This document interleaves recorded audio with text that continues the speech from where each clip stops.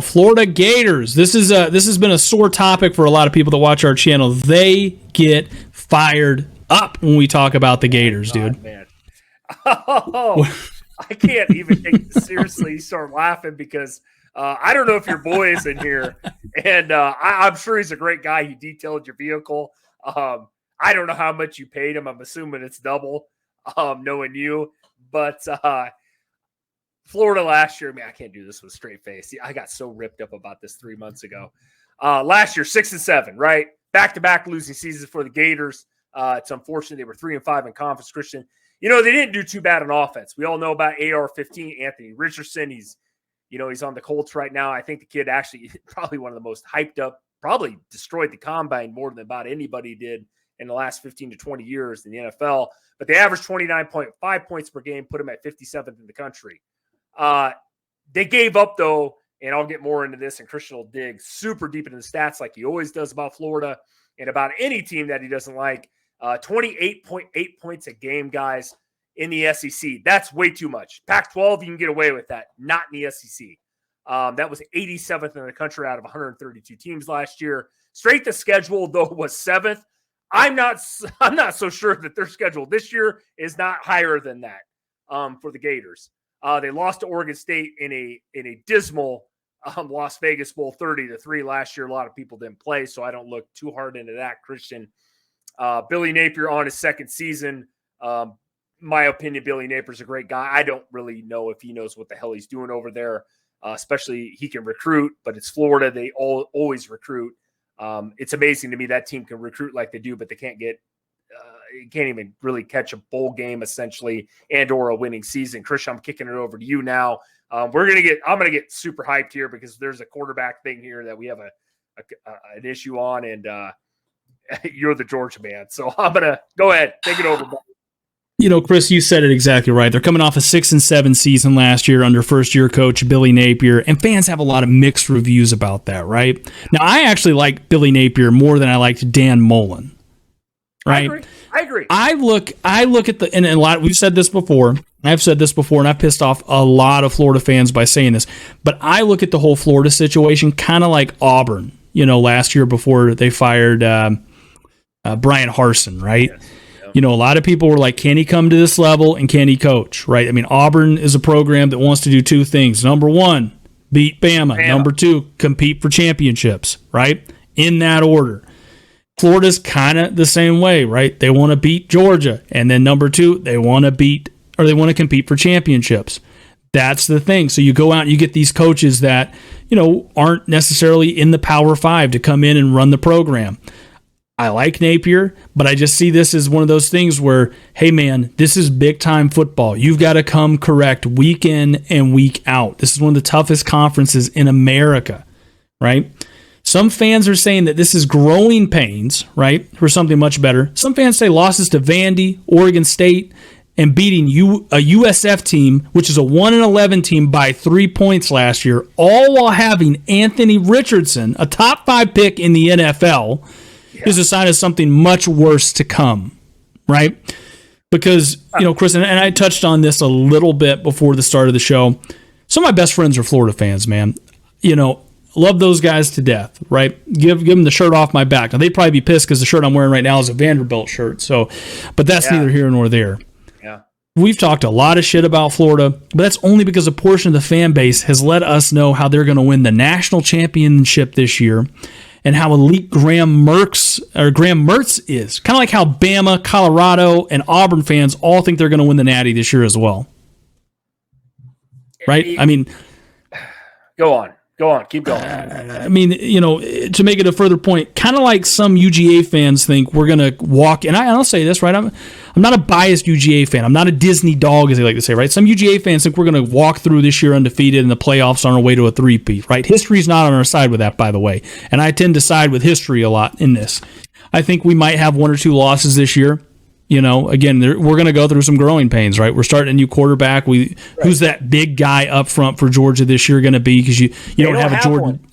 Yeah, you don't have a Jordan Davis, a Devontae Wyatt, a Jalen Carter back there. Hell, the guy I thought was Big Bear Alexander, he is now at USC. So, again, there's a lot of growing pains that could be had. I still think we're going to have a good season, but when we relate this back to Florida, Florida's a good team if we place them in the Big Ten West. If we put them in the Pac-12, in the Big Ten, Florida would be a good team, right? And they would probably compete for some of those divisions, or a chance to compete out there in the Pac-12. I would like them in some of those games. I mean, hell, they beat Utah early last year, and Utah beat USC twice. So my whole thing with this, Chris, and I'll kind of kick it back to you, is, dude, but they play in the SEC every week, dude. I mean, that is just a rough season for just okay teams, right? Right. And this is where I want to take this over here. It's not, the Florida man that catches us on YouTube. I know you guys have been in denial for the last, since Team Tebow, Urban Meyer left. I get it. I know the feeling, but these statements I keep seeing from the Florida man, it's crazy. They think that they're back on top, that they've been relevant, and they haven't been relevant, man. You guys lost to fucking Vanderbilt last year. I mean, the same shit that he's wearing. I mean, it's amazing to me, man, that, like, I get this as a Nebraska fan. Like, I get it. But, like, Billy Napier, and I'm not saying he's a bad coach. I just don't. I think this, personally, this job is way too high octane over his head type of thing. I don't think he knows what he's doing. And I know we only got 1 year to judge that by. We had Anthony Richardson last year, if you're a Florida guy. And I've heard Florida fans say, thank God he's gone. That blows my mind. Well, the NFL didn't. And they seem to be right some of the time. And these scouts, and I'm not saying everybody, we could go down that long road. The kid's obviously athletic. He's obviously can throw a football. And we're talking about college. And it just blows my mind. Week 1, they got to go out and play Utah, Christian. Out to Utah. And I don't think they stand a chance in that game. I don't. And God, here I'm going to bring him up. And I know, Christian, we've gotten some heated debates between you and I about my man, your man, actually, Graham Mertz. I watched this kid play at Wisconsin. I think he's a used trash bag. That's just me.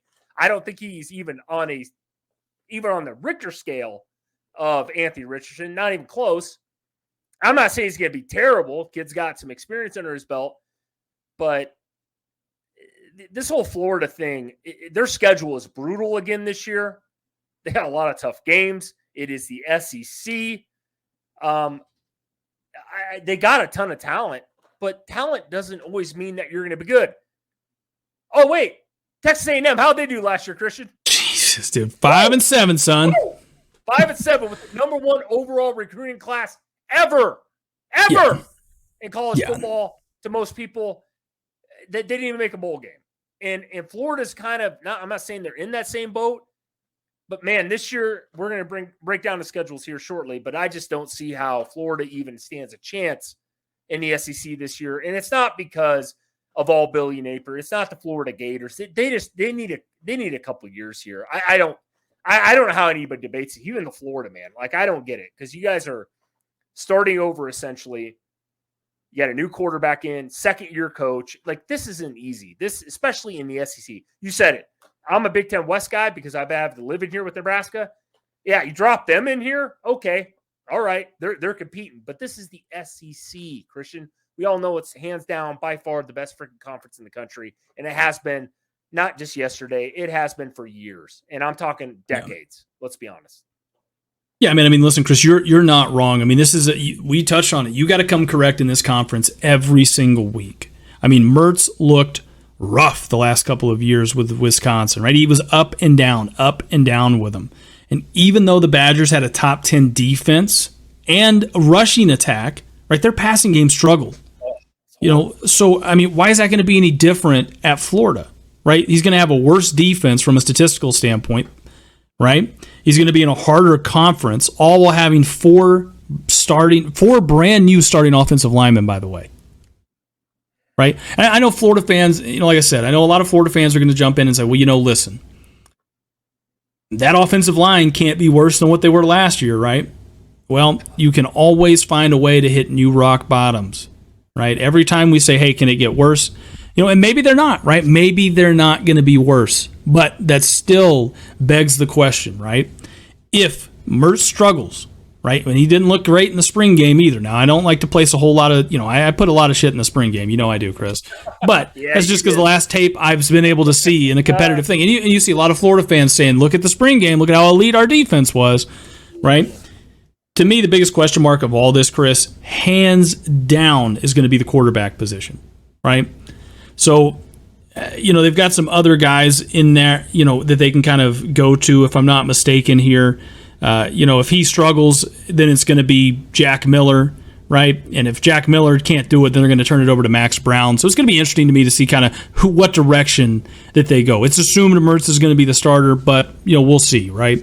To me, Chris, the best part of the offense is going to be the running backs. They're going to be led by Montrell Johnson and Trevor Etienne, right? Who combined for 1,700 yards and 17 touchdowns last year. I think he's one Travis Etienne. Pretty good in the NFL, too, for the Jazz. I've heard some stuff. Right? Listen, Chris, to me, this is where things get really interesting. Even if Graham Mertz plays lights out, right, and he does what you need him to do, and he plays like at an Anthony Richardson level of play, right, what you would expect an Anthony Richardson talent to play like, right? The receivers are going to be led by Ricky Pearsall, who had 700 yards and 6 touchdowns last year, Chris. Here's a stat for you. Other than that, they don't have a single wide receiver on that roster that put up more than 200 yards last year. It's not good. So that's what I'm really, really curious about, man, is, who's going to step up and be that guy for him? Now, I know people are going to chime in and say, well, you don't know about this 5-star or 4-star guy. Okay, listen. How often do these guys come in as a freshman and light up the SEC? Like what Quinshawn Judkins did last year at Ole Miss, what some of these guys do, fantastic, right? That's once-in-a-generational guys, right? But my biggest question is, who's going to step up outside of Pearsall and be that guy for him? Yeah, I think that's the biggest question, though. Like, we hear, it's funny. Like, I know so much about Graham Mertz just watching for 2 years in Wisconsin, but it's like we all hear about, oh, he's going to Florida. He's going to, this is where he's supposed to be. This is the type of offense he's supposed to be in. They're going to throw the ball. It's not the pound and ground and all that crap. I guess I don't see it. It's not like he has Texas wide receiver core, or Ohio State's wide receiver core, or Florida State, or any USC, any of these schools' wide receiver core. They ain't got nobody left. I mean, Anthony Richardson, now, I'm not saying he played great in college, but we all know he was super athletic. Kid could throw the ball a mile. Graham Mertz is lucky if he's half of what Anthony Richardson's talent, as far as talent, quarterback level is. How the hell does anybody think these guys are going to do anything more than 5 or 6 wins this year? This just blows my mind, Christian. I know we're going to dig deep into this. Actually, Florida's best game is their running game. It really is. I truly believe that, Christian. If they pound the ball this year, probably run some Big Ten style of offense, it'd be better off. I truly believe that. But it's going to fall on Graham Mertz when they get down early, and he's going to have to complete some passes. I watched this guy so much, dude, at Wisconsin. Yes, Wisconsin is not a high, prolific, score, 37 points a game offense. But goddamn, they had Braylon Allen, man. They couldn't win with him. I mean, Graham Mertz is the guy that got their head coach fired, dude. Let's be honest. It was right after Scott Frost. I remember it was a week later. It's Hey, we don't say that name around here. Yeah, that's right. I got ripped up last week for saying Scott Frost. I apologize. Jesus Christ, though. I mean, Paul Chris. I mean, that's my thing. It's like, if anybody thinks that Graham Mertz is legit, dude, sorry, Florida fans. Sorry, your boy over there, Christian. I know he's a Florida man. But, man, he can't be super, super high. I'd like to hear his thoughts actually on what he thinks Florida's going to go this season, because their schedule is brutal. Like, it is brutal. It was brutal last year. I think it's worse this year.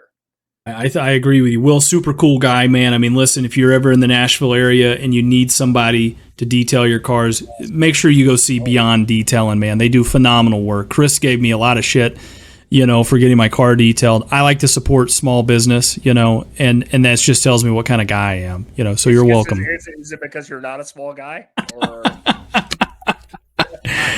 Hey man, listen. People said the other last week's show. I don't see. No offense, Christian. I don't see you playing quarterback. Hey, that's okay. I like to model my game after one Jared Lorenzen to kind of give some people a name there. Anyways, let's get back on track here, Chris. Yeah. Look, the defense, which the fan base has been quick to point out, is going to be elite this year, man. It's going to be elite, dude.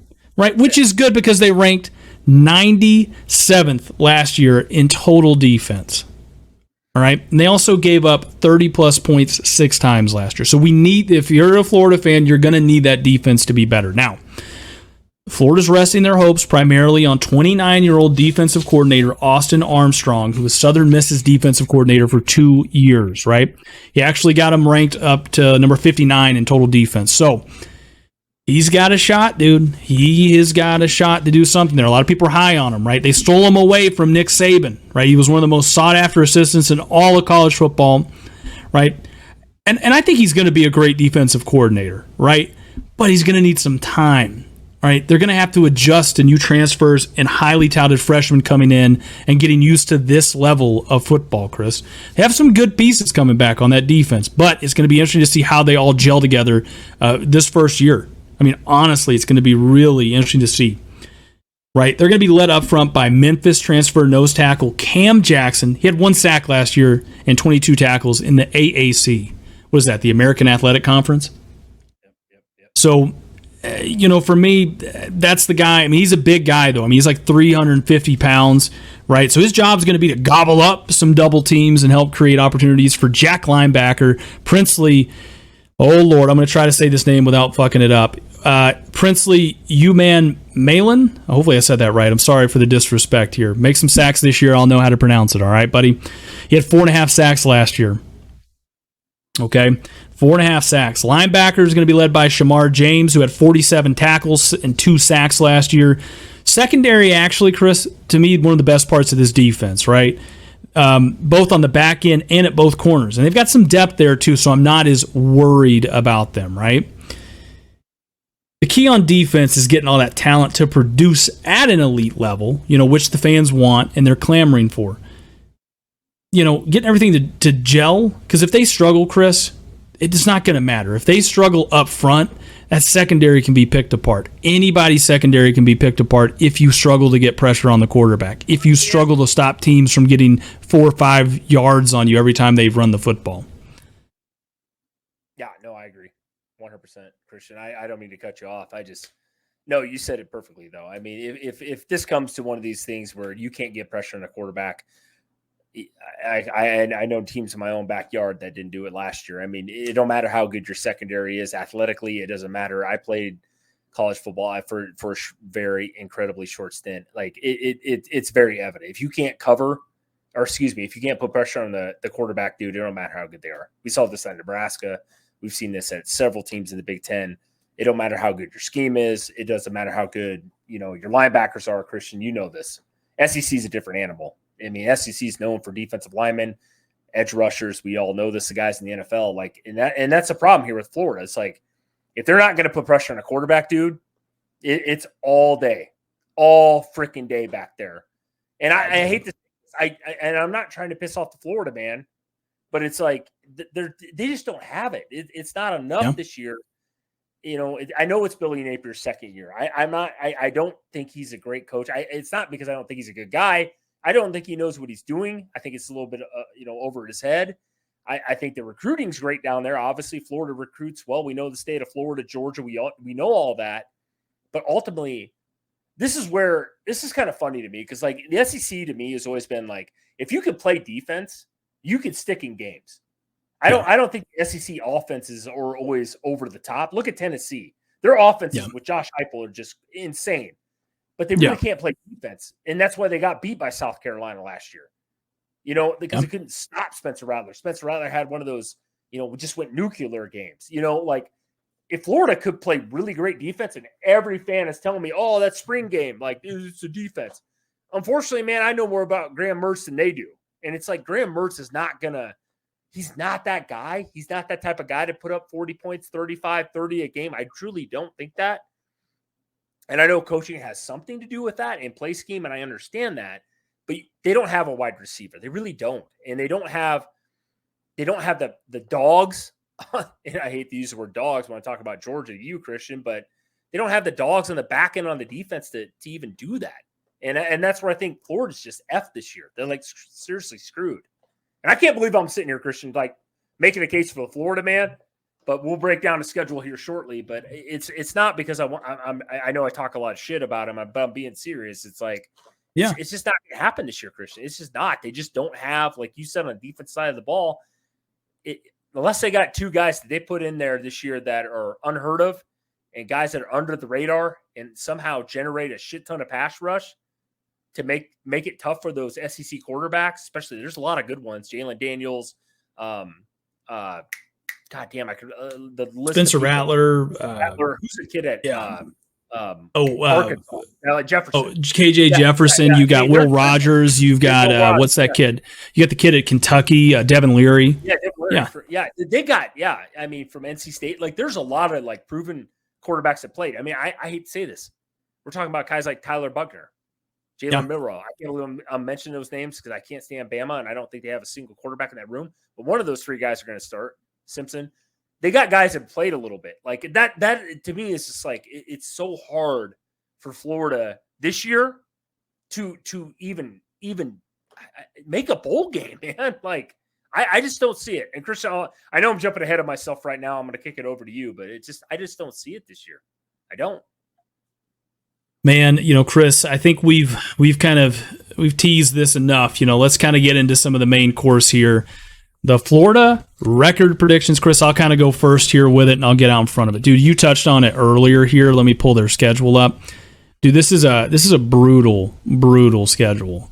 I mean, probably one of the tougher ones we've seen. I mean, Chris, they're going to play 6 potential top 25 teams this year, right? Potential. I mean, they could play more than that, just depending on the given week, right?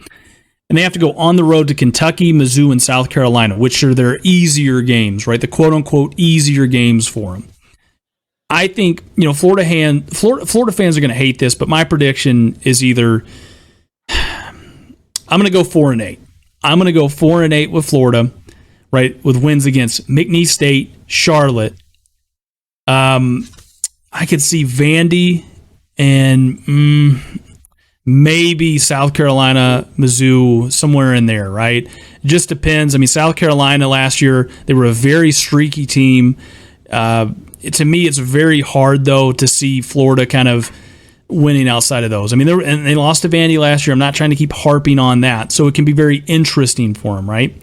Chris, I think the reasons we're not as high on them is the number of question marks at key positions and coaches that have yet to be proven yet. Right? I mean, to me, Florida, they just have way too many unknowns on both sides of the ball this year down in Gainesville. But, comment down below and let us know why, either me and Chris, I don't know what he's going to predict yet, are either right or wrong. So with that, I'll kind of turn it over to you, Chris. Hey, Gators man in the chat. Hey, who's your 8 wins against? Actually, better yet, who the hell is your 4 losses? Come on. I got to see this before I start. This one just you kicked it over to me, Christian, at the perfect time. I want to know. So he's not a real effing fan. Who's your 4 losses to? All right, nothing. All right. We got to give him some time here.